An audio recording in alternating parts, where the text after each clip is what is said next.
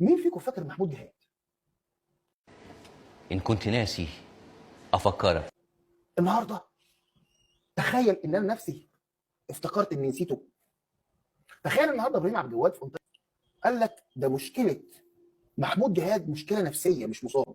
مصاب. يا ساتر يا رب. يا ستار يا رب.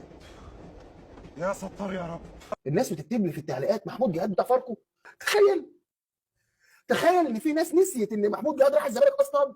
لو محمود جهاد لاعب في النادي الاهلي وغاب شهرين قسما بالله حركة سوية.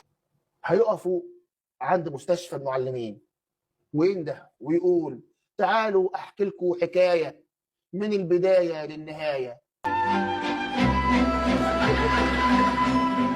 إيه، فكرتوني بأيام الشقاوة. حكايه ولد جيب ملايين الجنيهات ودخل ملعب التتش وقبل ما يقول خد وهات لعيب تاه يا اخوانا. عشان كده لازم نسال انت فين يا جهاد؟ انت فين يا جهاد؟ جهاد جهاد جهاد، سامع صوتها بيناديني. جهاد.